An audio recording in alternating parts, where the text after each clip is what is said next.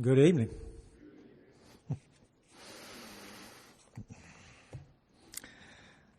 Tonight I'm actually standing in for Wayne. He was on a mission trip to Mexico and he encountered some flight problems getting back home. Flight cancellation from California and problems after that. He did arrive home this morning, and he is here tonight. I'm just informing you of the circumstances.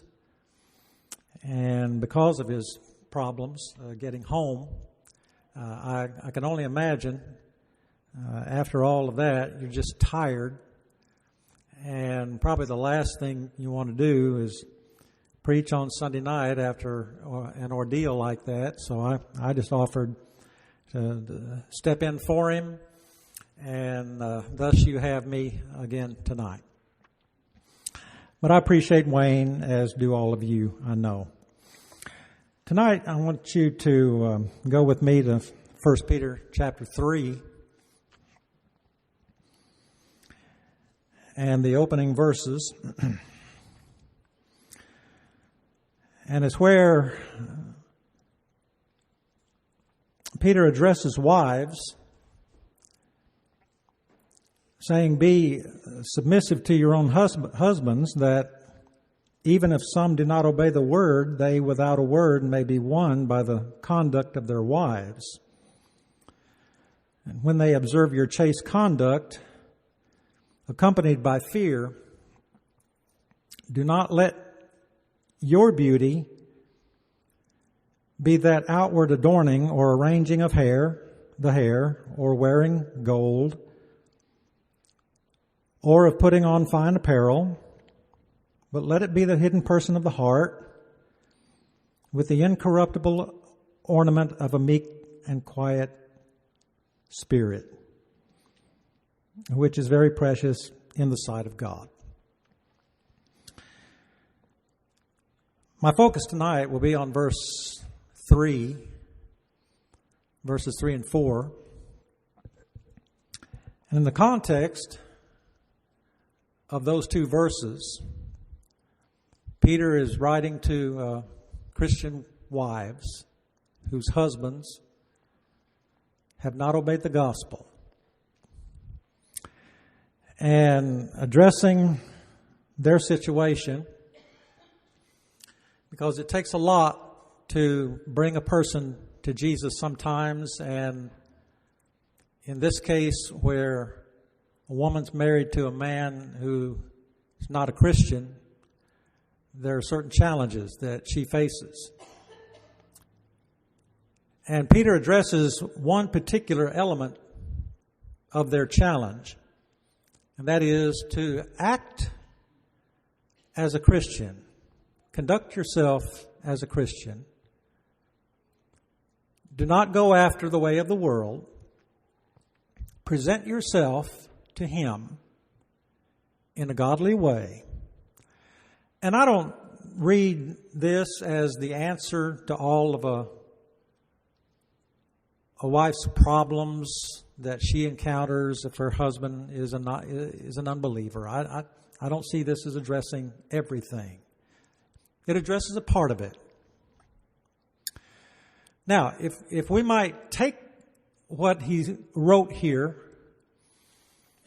in verses 3 and 4 and kind of move it over just a little bit into another area of addressing all women in general, young women, older women, what is expected of you in terms of trying to influence somebody for Christ. How do you conduct yourself? How are you to present yourself? Are there obligations that come upon you in terms of how you look and how you adorn your body? And Peter addresses things of that nature here And in our world, as well as in his, I suppose, it takes us into the realm of modesty. And it touches upon a very sensitive issue. And in our day and time, preachers have to touch on it occasionally. And they have to preach on it. And I've never met the preacher that enjoys it. And yours tonight does not enjoy it. But he feels something of an obligation to do so occasionally. And to remind people, not only women, girls, but young men, older men, that deportment, conduct, and appearance matter. They're important. And without question, Peter addresses such things here. Now, if I might appropriately move it over into the realm of modesty, quite naturally, we're going to touch on 1 Timothy 2 a little bit tonight. And I'll be the first to admit to you that what the Apostle Paul dealt with in terms of modesty in his day is not what we deal with today. He was dealing with people who overdressed for the purpose of attracting attention to themselves.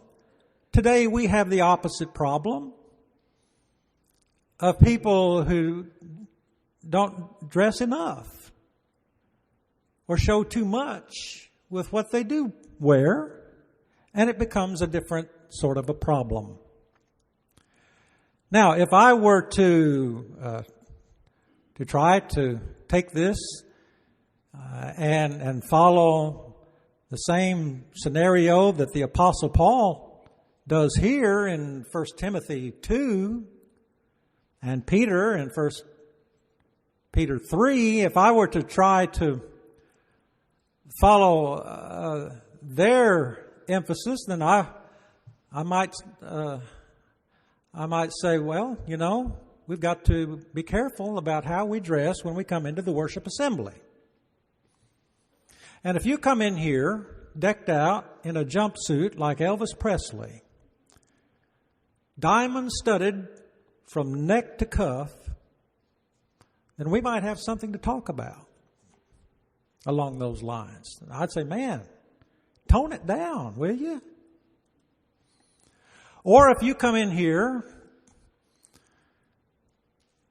dressed up like Aretha Franklin with the most amazing furs, minks or whatever, and I know it's ridiculous this time of year, that ain't going to happen, I know that. But still, if you came in with something like that, and man, that's impressive. That must have set you back quite a bit, huh? Well, that gets people's attention, you know, that sort of thing. And I understand the matter of passing judgments on people. I know what James 2 teaches, same as you do.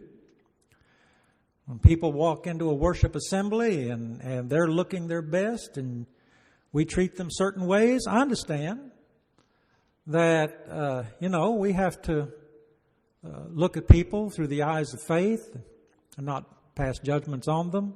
I'm just trying to help you to understand, Paul dealt with a different set of problems than what we deal with. And the problems that we face are quite the opposite, naturally. And the matter of modesty or immodesty, it's an unspoken issue. We may not talk about it, but everybody sees it. And it's the elephant in the room sometimes. It's there. And people notice it, but we're kind of quiet in how we deal with it sometimes. I know that.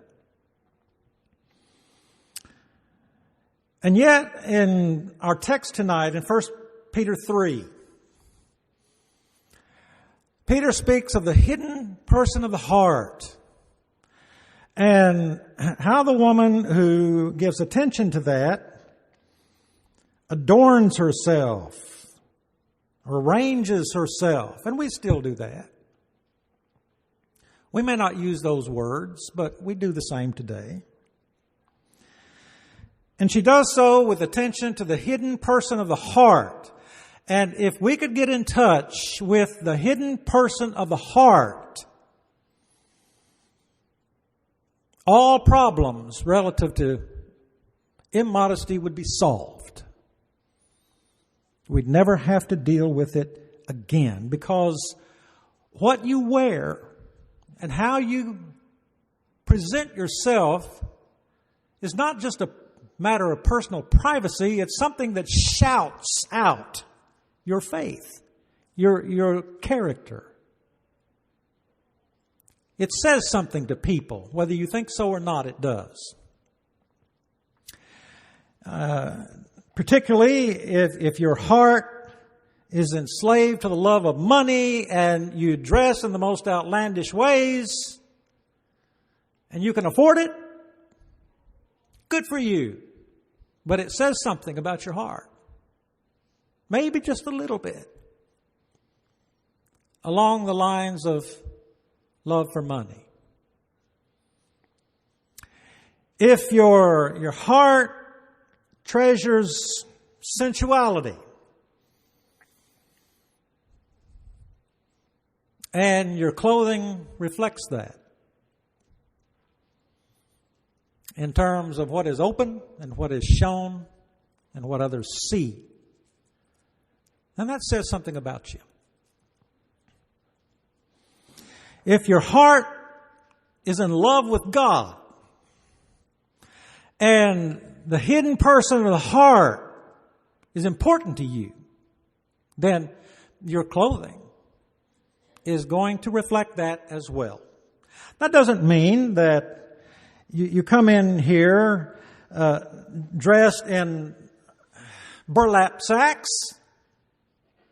but it does mean that you care how you reflect yourself as a Christian and how other people see you and what they think of God. There's something that clothing says, and there's something that it ought to say. Let's think first of all about what it says. What does clothing say? What about adornment, as Peter writes here, and arranging? And as he specifies to the women here, your hair and the wearing of gold and the putting on of fine apparel and all of that. What does that say? Well, it reveals something. Sometimes it reveals what's important to you. We speak of dressing for success, and that's fine as far as I know. And then I think in Matthew 11 and verse 8, and Jesus, speaking of John the Baptist, he asked people, when it comes to John the Baptist, who did you go out to see? Who did you think he was? Did you think he was somebody dressed in soft clothing, fine apparel? He said, I say to you that people in kings' palaces are dressed that way. John wasn't. From Matthew 3, we learn John the Baptist didn't know anything about dressing for success. He was dressed in camel fur, a leather belt around his waist. People looked at him probably and said, John, did you forget to wear your suit today? Where's your tie? He wasn't dressed for success. Well, sometimes our clothing says something about us spiritually. That's what this text is about right here. 1 Peter 3 speaks to that. And then sometimes our clothing says something about sensuality as well. And there are some people, a great many people, who know that. In Proverbs chapter 7, Solomon speaking to the young son, and the matter of the problem of women comes up. In verse 10, he said, there was a woman that met him with the attire of a harlot and a crafty heart. Now I have to wonder, well, what was the attire of a harlot? I don't know. But there was something that set her off somehow or another. You recognized her as such. But it's interesting to me that by inspiration, he also says, and a crafty heart. That's interesting. A crafty heart. Does that suggest perhaps that maybe the way that people choose to dress or not dress could reflect a crafty heart? That suggests to me, well, that's a possibility. Maybe there's something there. So it reveals character, and even when we attend worship services, it reveals character. When we come here to worship God, and the way we dress, could it reveal a crafty heart? Well, absolutely. Why not? And this is where women have to be especially careful.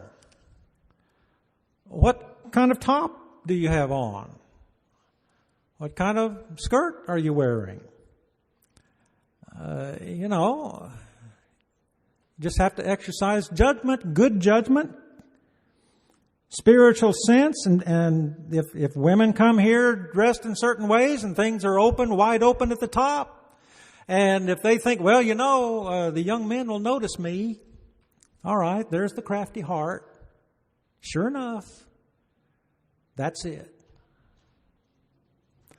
And if that's what's going on, then where is the hidden person of the heart in terms of all of this? Clothing can reveal that, can suggest that. Or it might suggest that somebody's just not thinking at all. In regard to this first thought, they're thinking, and their thinking needs to be corrected. But sometimes people just don't think. And that's humanity. And then sometimes people just don't care. Sadly enough. I wish that we could get people to care more about things that are important.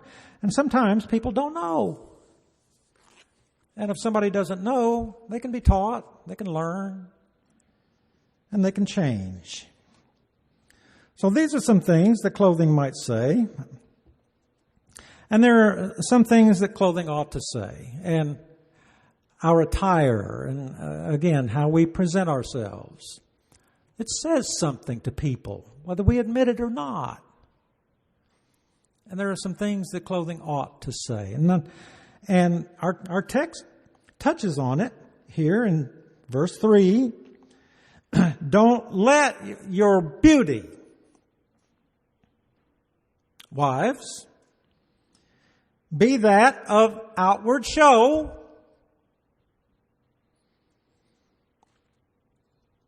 adorning, arranging your hair and your jewelry and your clothing. And people sometimes take this to outlaw the wearing of jewelry, and that's not suggested here. But the hidden person of the heart is what is emphasized. And if we could get people, young people, teenage girls, young women, to focus on the hidden person of the heart and ask themselves, how am I reflecting in the way I dress my heart? Okay? But how do we get that message across to our young people? And here Peter is writing, as I've already mentioned to you, to women who are Christians married to men who are not Christians. And we might say, well, you know, these husbands of theirs, they're basically blind. They don't care about things like that. But Peter says, women dress as though they do care, even if they don't. So present yourself in such a way as reflecting the hidden person of the heart, incorruptible,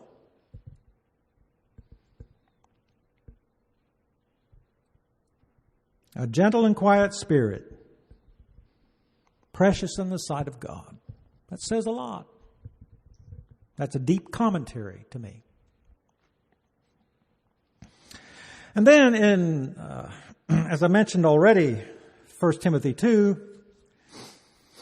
and in verse 9 particularly, Paul addressing the women in like manner that women adorn themselves in modest apparel.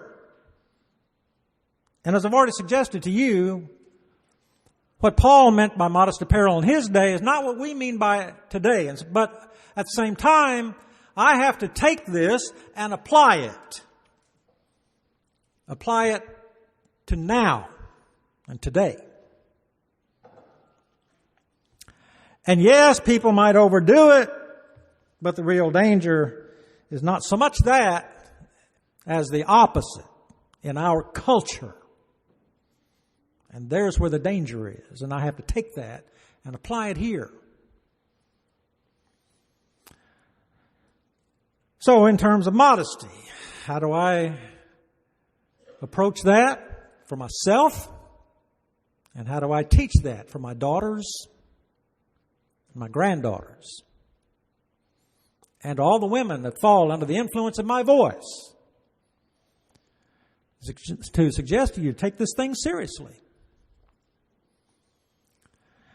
And it's a heart matter and needs to be understood as such, and it will translate over into modesty.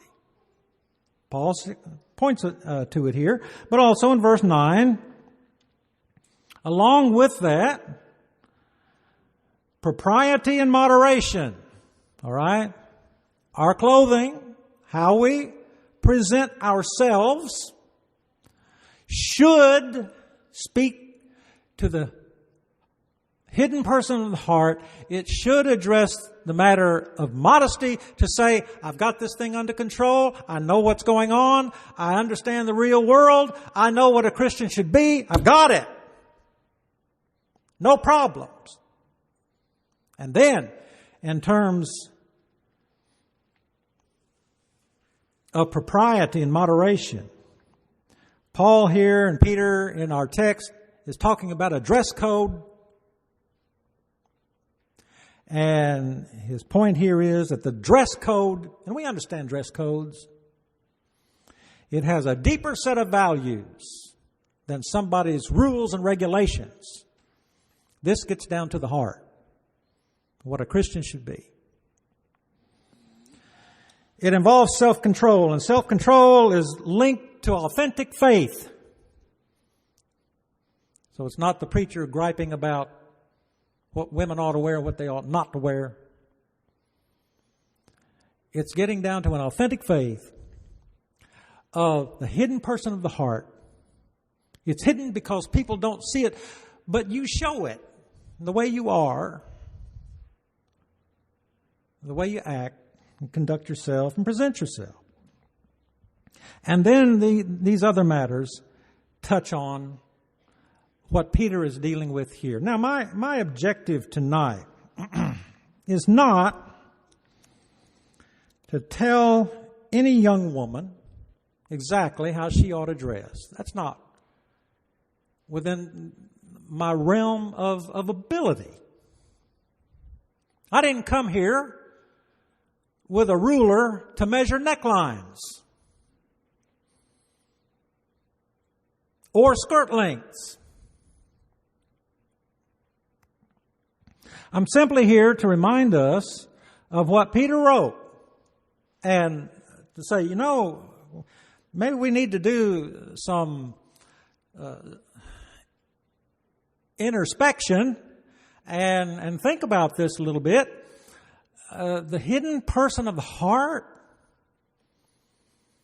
Does Christ rule there? Or does the world rule there? And that to remind us that, regardless of what culture says and what society says, dress is a visible expression that is part of you leading somebody else to Christ. It is. It just simply is. And you say, you're making that up? Well, I think I'm reading out of 1 Peter 3. And I think I'm reading out of 1 Timothy 2. And I hope I'm not misapplying anything that was given to us by inspiration. The hidden person of the heart. Think about it. Our role is to lead people to Christ. How are we going to do that? Well, we talk, we teach, but you also present yourself before other people, and that, along with evangelism, is part of the whole picture of bringing people to the Lord. Don't turn anybody off by the way we look. Don't try to attract young men with wide open spaces, because if you look, you're getting ready for church and you look down, ladies, and you see wide open spaces, the rest of us do too. All right, very simple thing. It doesn't have to be. All right.